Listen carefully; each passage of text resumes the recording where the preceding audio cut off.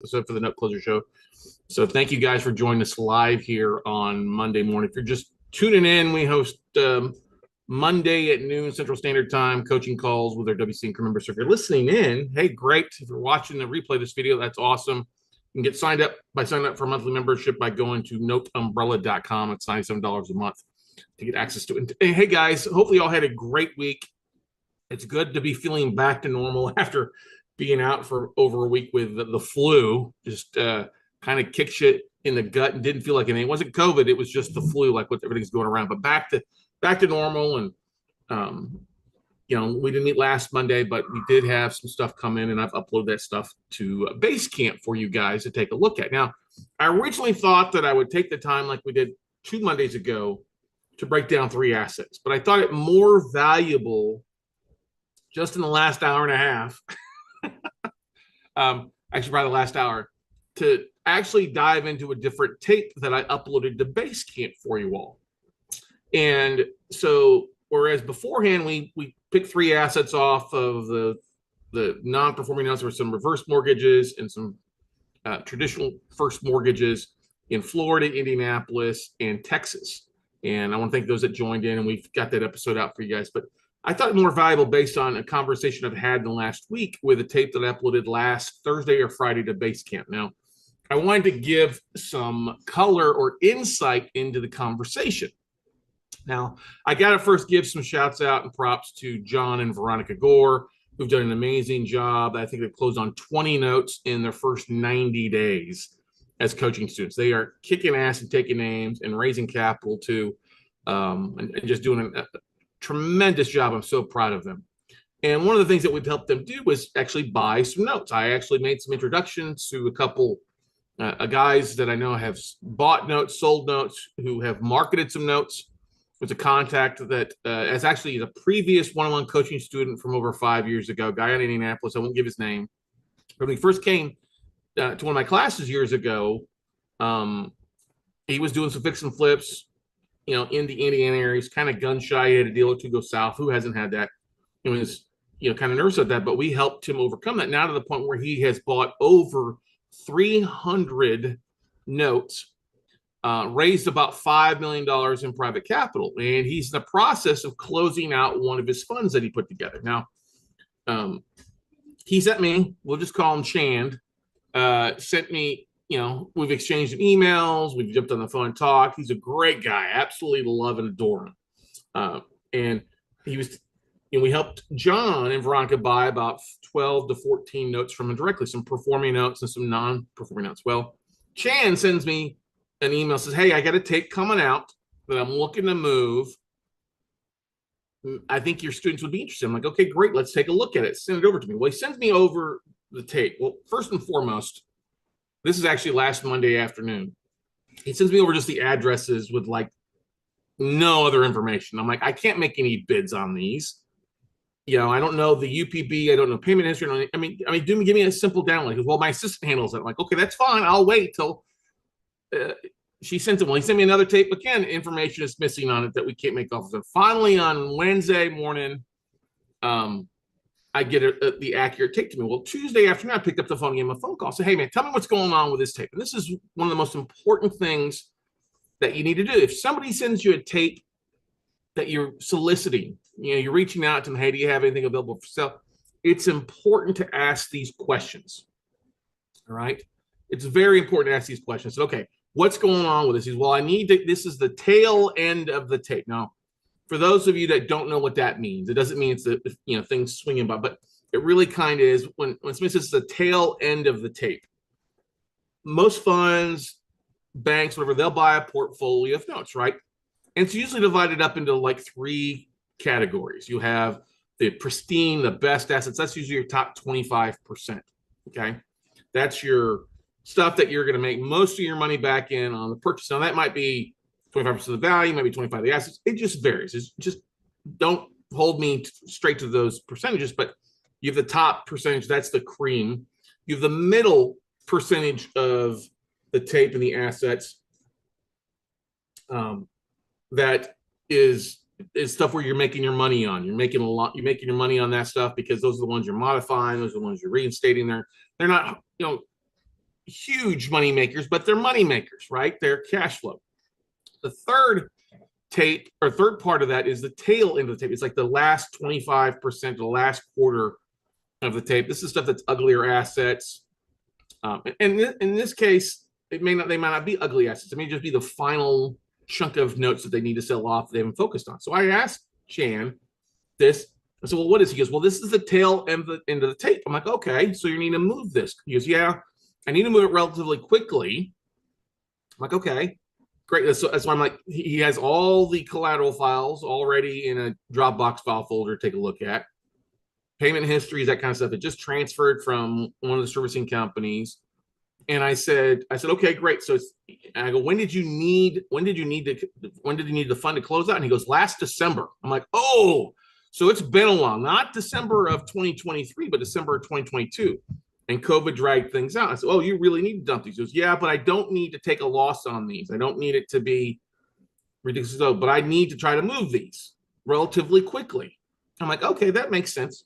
And totally. And I said, would you, because I want loan level bids. I'm like, that's fine, loan level bids. But if you're trying to move these, you probably want an all-in bid to be done. Do you know what your pricing is? And this is the thing that aggravates me. Okay. And he goes, well, we've been getting, I'm like, wait a second. You've been getting on good assets. He's like stuff that's underwater, 65, non-performance of 65% of the legal balance or the value. I'm like, that's normal. If there's equity, maybe 80, 85% of the legal balance. I said, that makes sense. On the performing stuff, 80, 85% getting a pretty good yield. I'm like, okay, that's fine. That totally makes sense. Now, that makes sense if it's stuff is relatively clean assets, it's good assets, it's in the middle of major cities. But when I started diving into the tape, I'm like, these aren't performing. Some of these, your values are way the hell over. Some of these are very rural assets. Some of these are not in short foreclosure states. I'm like, you can't be expecting to get a premium price for shit. Can we agree to that? Okay. It's still shit in a lot of cases. Don't get me wrong. There are some decent assets in this tape, and we'll bring it up and go through it. But there's also some things in these where they haven't been paying for 1,500 days. I mean, they're literally way behind, and some of them are rural assets. They're junk them. So I said, Chan, I was like, if you really want to sell these, you really need an all-in offer to get these moved. If you want to sit here and nickel and dime people and force people to try, he goes, well, and this is the thing he pushed back. Well, I'll just give them to somebody else to trade. I'm like, that's fine. Go ahead to give them to somebody else. I'm like, I don't need to sell these. I necessarily don't want to sell shit to students. I don't want to do that. I want to protect my students, make sure they're buying stuff that good. But I'm not going to sit here and bend over backwards for somebody who has unrealistic pricing expectations. And that is what we have been seeing. That's why I think it's one of the most valuable things to understand when somebody has the tail end of the tape, or it's low balance stuff where it's, UPBs are low, the values are low, it's rural stuff. You can't expect to get a premium price. I used to call it smoking the crack pipe. We used to say, you're smoking crack. If you can get that, by all means, good. And what I did is, I know Chan is smoking the crack pipe. I love him, great guy, but you're smoking the crack pipe. When you tell me one thing, that you need to move these quickly, there's the tail end of the tape, you can't come back to me, well, I want premium prices and 5-day closes. I'm like, some of these are in rural parts of South Carolina. You're not going to get, O&Es pulled or BPOs pulled value. Sure as hell can't trust Zillow on these. Because I looked at a couple of the properties and the Zillow says high, but when you actually see a current photo, the property's trashed, or it's a mobile home on a shitty piece of property. I'm like, that's not worthy. That's pulling single family homes versus mobile home. You get what I'm saying, right, ladies and gentlemen? And I suppose I should enable the chat for those that are joining us live here on Zoom. Give me 1 second here. Oh, what did I do? There we go. Let me open this up for you. Everyone can talk. Everyone can chat. All right. So now if you're in the Zoom with me here, you can actually chat on it. So I said, okay, what's the value of these? I added up the rough UPB. What's the estimated value? We went off of Zillow, knowing those aren't going to be right, but it's obviously different. And I said, okay, when I look at some of the stuff, I'm like, okay, what's the average day behind? And it comes out like, only like 2 or 3 are performing. The rest are all 90 days or longer. Some are like 4 or 5 years non-performing. I'm like, you're not going to get a premium price on that. Let me share the tape. Let me bring this up here so you guys can share. You can see what I'm looking at. Okay, so first lien, we've got that. Okay, share screen, first lien, share tape. Okay, so here's the tape. If you guys can watch this, see this on YouTube. It's basically 12 notes. And he gave me a column for bids. The UPBs are anywhere, as you can see on here, from $8,000 all the way up to, not very tall, 28,000, and actually 34,000, the highest UPB. Okay.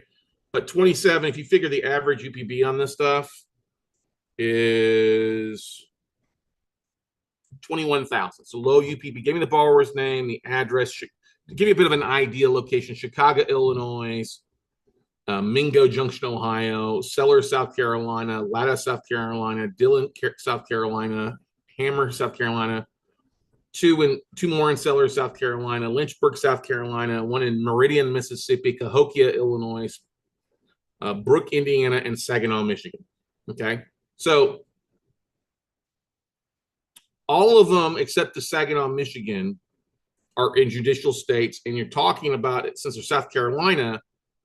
That's at least a 12-month foreclosure time frame. Ohio is about 9 months. Illinois is going to be probably at least a year. Now, the interest rates on these things, 8.05, 10, 12, 12, 12, 12, 9.99, 10, and then the Saginaw, Michigan one has a 3.88, and that's a 30-year mortgage or longer. Now, it gives a link to the Zillow values, which is whoopee freaking doo. The estimated values on these things, this is where the crack smoking is strong. And on these 12 assets, they've got a combined $867,000 value is estimated value, right? And on average value, it's $66,000. So if you figure that the UPB is 21 and estimated value is 66, okay, it's about 33 cents of value compared to what's the UPB. The estimated payoff on these range from anywhere from 9 up to 35. Now, I think some of these payoffs are a little light. Okay. But if you just look at this, values at 867 across the board, estimated payoff is 286. That's not if you figure that, and I know we're being conservative on the pricing, it's 33 cents on the dollar. All right. I said, okay, well, that's off estimated payoff. And, the original loan amounts were all small. We're not going to go through that, but smallest amount was originally 20 or 16,425.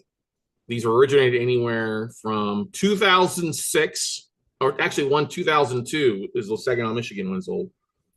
But then the next due dates is what kind of starts looking at. Now, look, I get it. Some people have been performing, and that's what he said. A lot of these are basically kind of scratch and dent borrowers where they paid for a while, they'll pay a few months here, fall off. You really kind of be onto it. Now, it didn't help that the servicing company that Shan was using filed bankruptcy. It was the whole AHP debacle with the filing bankruptcy and having to delay things, and it's all been transferred now to Allied.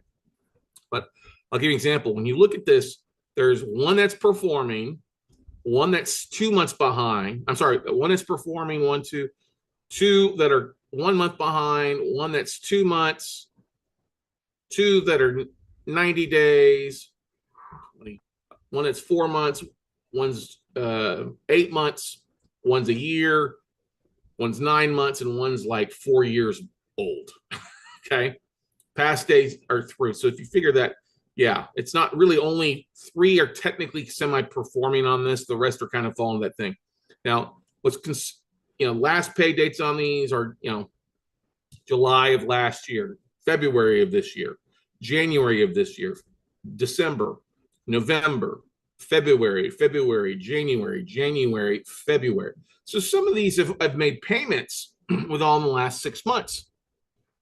But some of them are behind, right? The P&I payments aren't too bad. The lowest one on this is like $128 a month. That's the Saginaw, Michigan. That's on like over a 40-year mortgage now.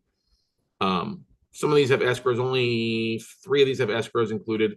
The total monthly payments is obviously a filtering process we look at. So you've got the P&I payments. So one's 128. That's not exciting. 200, 234, 149.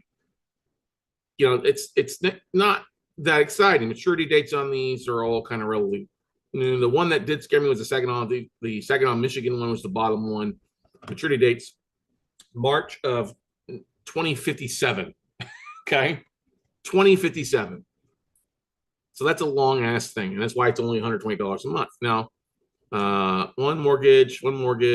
Yeah, so two mortgages, and the rest are CFD, contract for deeds, and both of the mortgages are modified at some point. So that's all the information I have. So what I do is, well, to make it worthwhile, somebody taking on this low balance stuff, we could get into the monthly payments are next side. It says 60 cents on the dollar for the whole tape, 60% off of UPB. So I sent them an offer for one off the estimated payoff, not the UPB, the estimated payoff, 171,000. Say, hey, this will buy it all, get it off your hands. If somebody can get this rocking and rolling, it's a pretty decent yield. For the most part, if you figure in the cash flow, let's add that up because I know I added that up.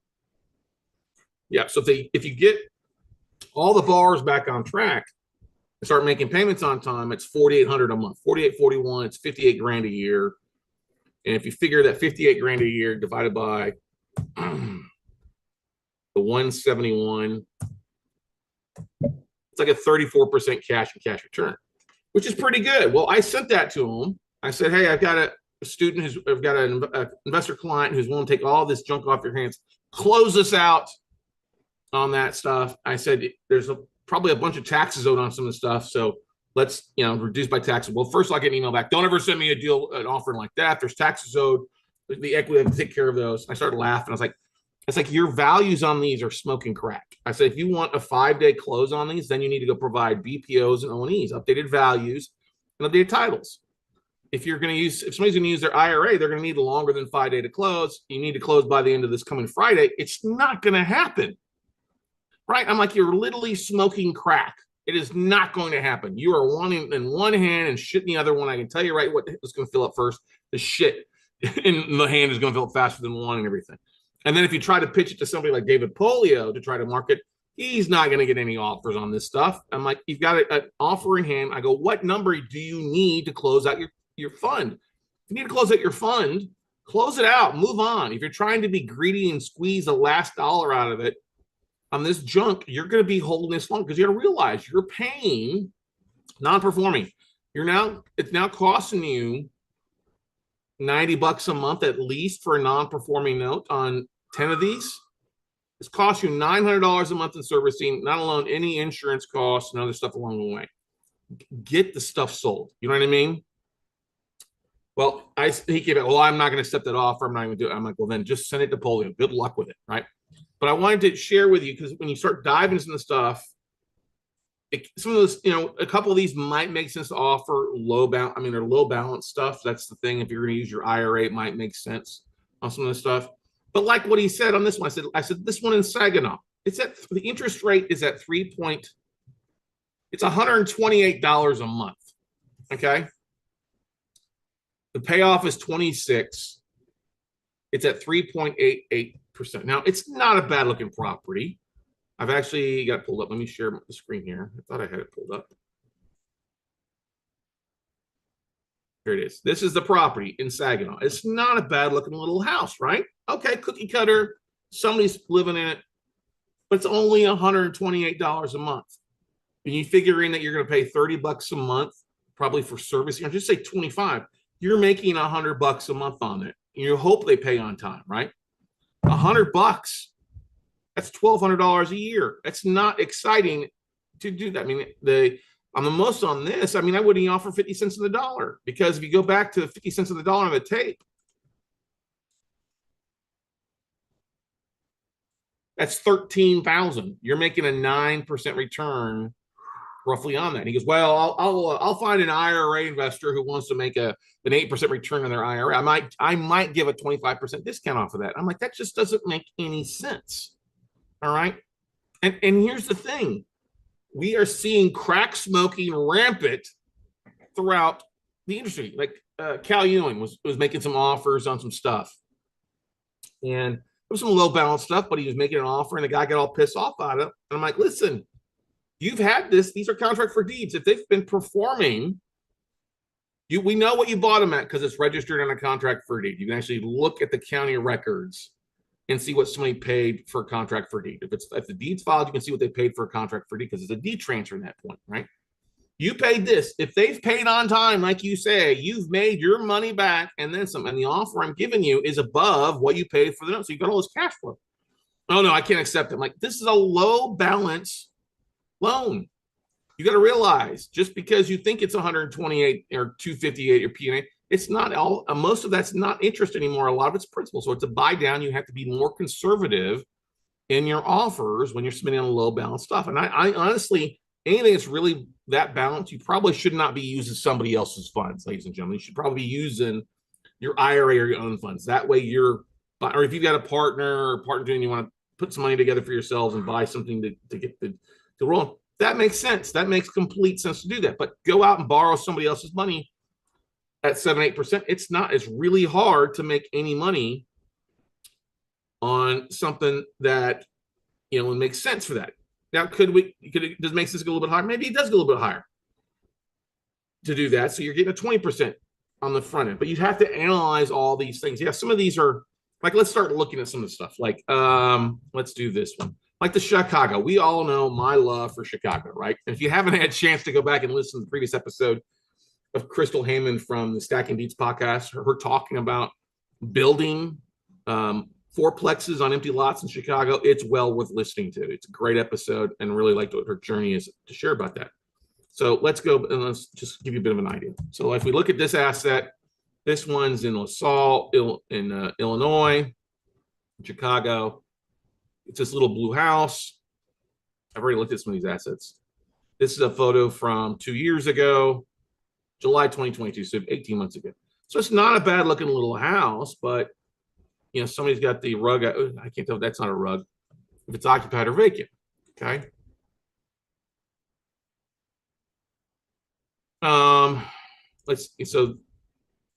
That's not bad looking, except wait, if you look at the top, is that busted? Is it vacant or is it occupied? You know what I mean? This one is, we go back to the tape.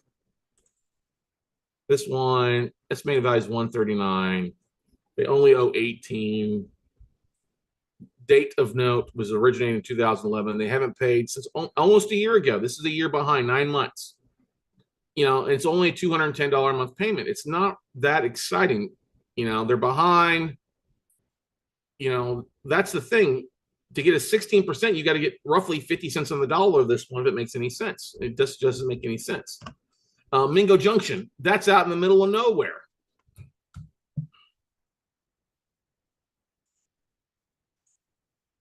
The guy's like, Mingo Junction? Where the hell is that? Mingo Junction, Ohio. There we go. Let's look at a photo of this one. You can see what it looks like. Yeah, see, this is like nothing. It's not the middle of the interstate. It just didn't pull up the address because it's kind of remote. So when you do that, you just go back and try to say, okay, are there any images? And if there's no any images, so it's kind of 436 Murdoch Road. This one's down the street, 442 Murdoch Street. So it's maybe a small little house. Let's go find another one, right? Let me go back to tape. 324 Briar Patch Lane, Seller, South Carolina. Now, Seller, South Carolina, I don't know where that's at.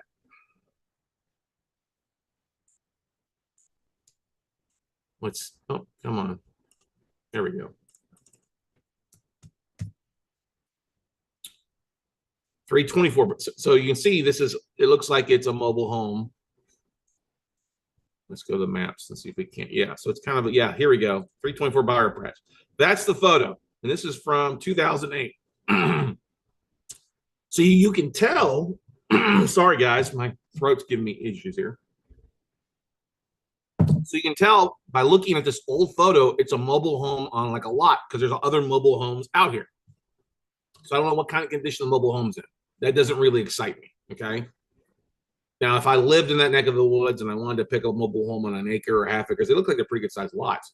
That might make sense to do, but that doesn't excite me at all, all right?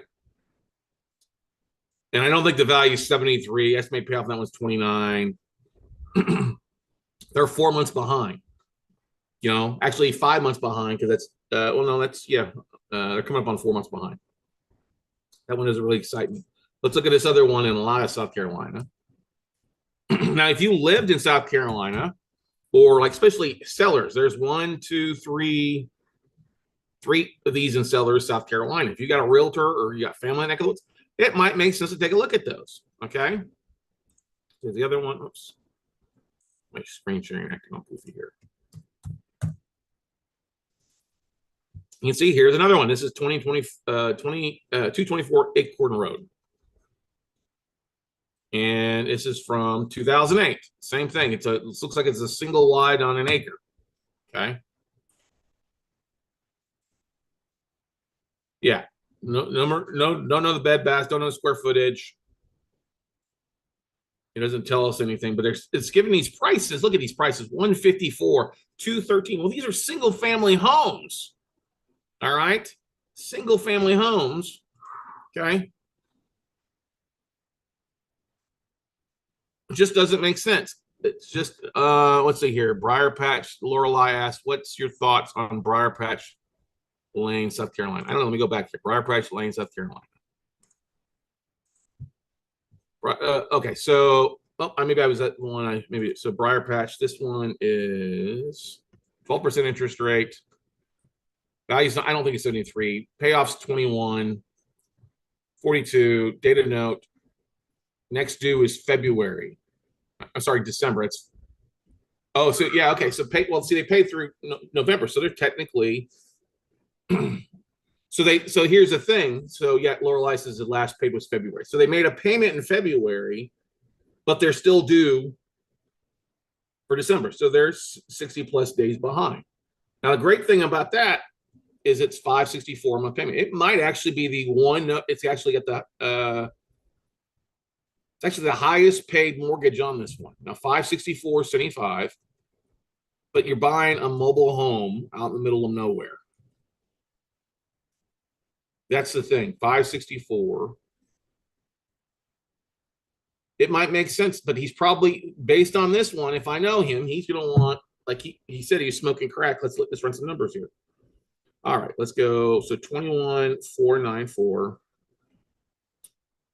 times 0.8, because he's probably, that's what he said, 0.8. So it's 17,195. Okay, 17,195.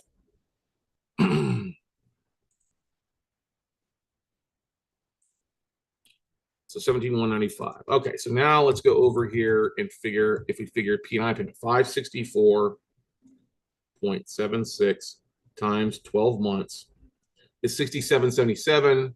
Divide that by 17,195, right? That could be that's about a 30% plus yield on that cash flow. Now, when does this one mature is the question. See, it doesn't mature for another 12 years. That one actually might make sense to make an offer on. But the UPB is only 8. I just don't like paying that much. You got to make damn sure of your values. Okay. That's the one that actually might make sense out of a whole damn bunch. You get what I'm saying, ladies and gentlemen? Now, let's see. There was another one I wanted to pull up here. Let's look at the two nestle down. Another question here from somebody. Yeah, everything else was just kind of so 326 Nestle Down Drive, Seller, South Carolina. We'll go back and look at this one.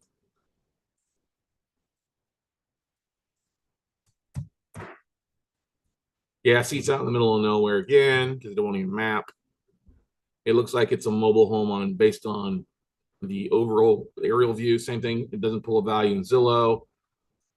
That means the next one next door, 357, which is in the same community, is probably going to show the same overhead value or overhead image.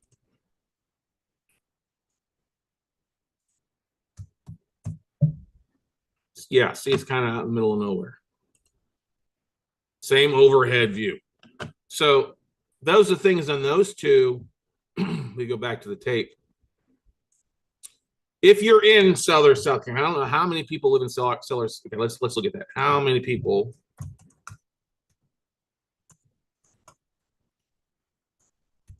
Sellers, South Carolina. 146 people live in Sellers, South Carolina. Okay.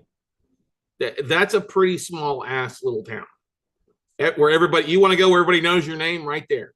Now, if we go back to, yeah, so Sellers, South Carolina, there you go. You could, if you bought the Briar Patch one, and this one in Nestle Down in Pleasant Grove, or these two in Nestle Down, guess what? You would be the real estate mogul of Sellers, South Carolina. You'd have 3 properties out of 100 and oh, sorry. Yeah, 146 is as far as 2020. It's a thriving metropolis that went from 376 to 146. So people are leaving it in droves. Okay.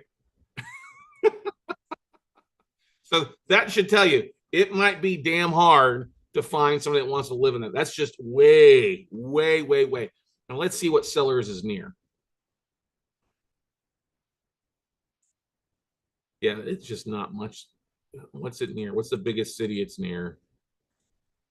If it was like on the outskirts of town, Salata, South Carolina, Florence, South Carolina.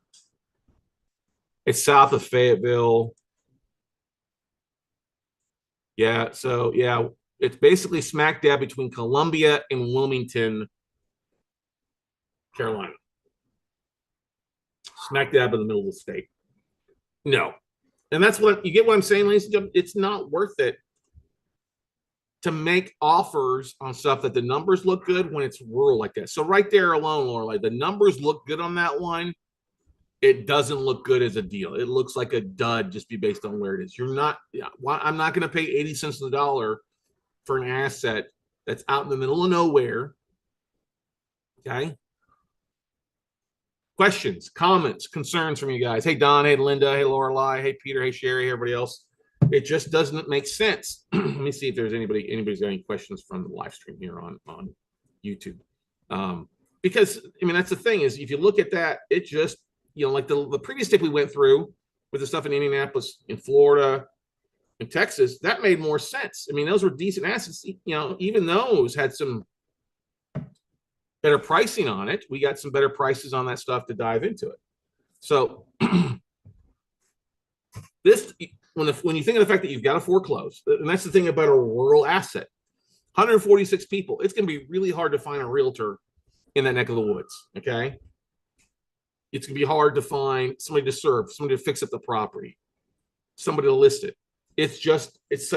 That's not a pristine asset. These are rural assets. And that's why I say the tail of the tape. You got to know the tail, the T-A-L-E, the tail behind the tail of the tape. Alliteration between tail and tail. How do you spell one? Well, you spell one, the wagging thing that wags it.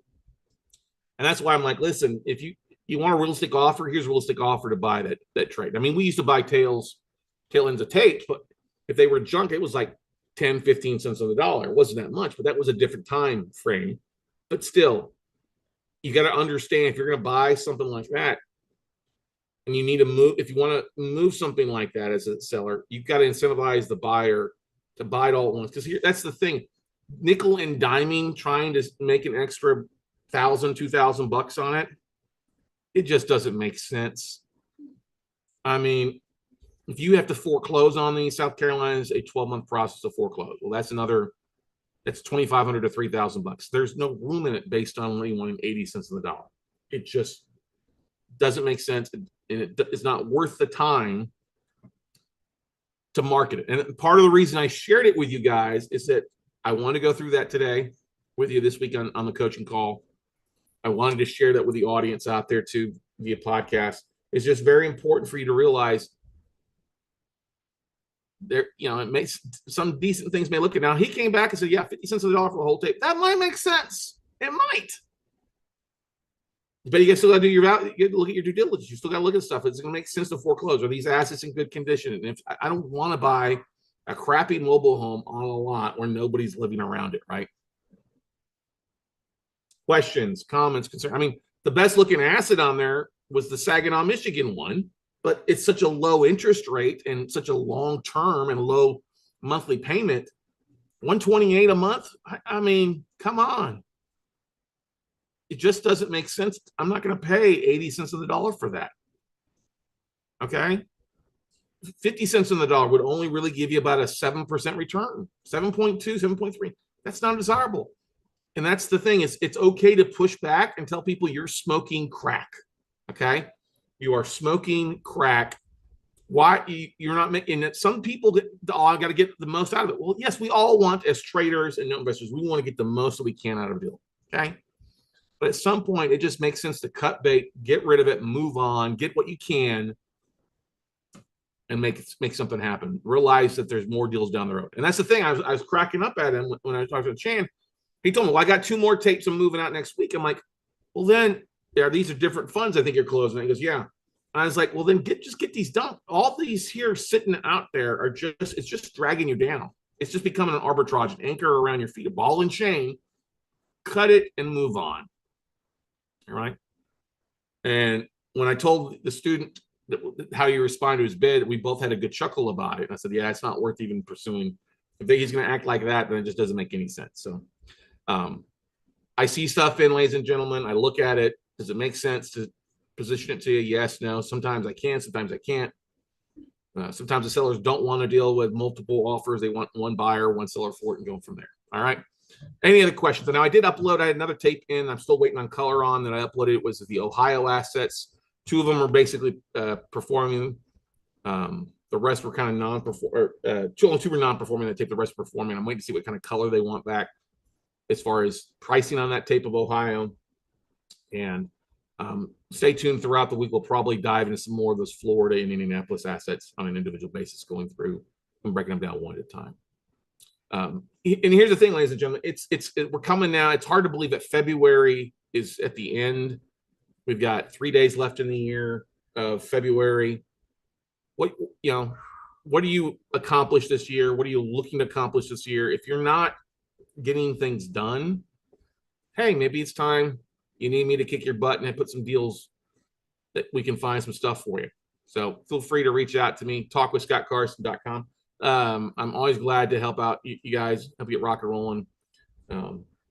Talkwithscottcarson.com, book a call. Let's jump on a call and go from there. Our next 3-day workshop is actually been pushed out a couple weeks because of some things. March 22nd to the 24th is our next 3-day workshop. It's 22nd to the 24th. If you're a WC Inc. member, look for a link to the Zoom in Basecamp group. I'll post that. If you'll register for that, that'd be great. And we'll get rock and rolling. So any other questions, comments before I let you guys go for today? Was this valuable for you guys, kind of understanding like some people really are smoking crack? I was like, you're smoking crack. You got to have some sense of common. Well, we all know common sense is not common these days, right, ladies and gentlemen? So don't, and that's one of the most important things I can share with you is I know people want to do deals, right? We want to do deals, and especially if you have investors or people bringing money and wanting to work with you. Don't do a deal just to do a deal. Make sure it's a good deal. Don't do a skinny deal. If you're going to do a skinny deal, make sure it's only your money on the line, not an investor, because that's one way that you'll get snake bit really fast by doing skinny deals that take longer or out in the middle of nowhere. So, all right, good. Thanks, Don. Good to see you, buddy. Love it. Lorelei, yes, thanks for sharing. And Pedro says yes, hell yeah, thanks. Awesome, guys. Well, go out, take some action, and we'll see you all. Hope you enjoyed this episode on the tail of the tail.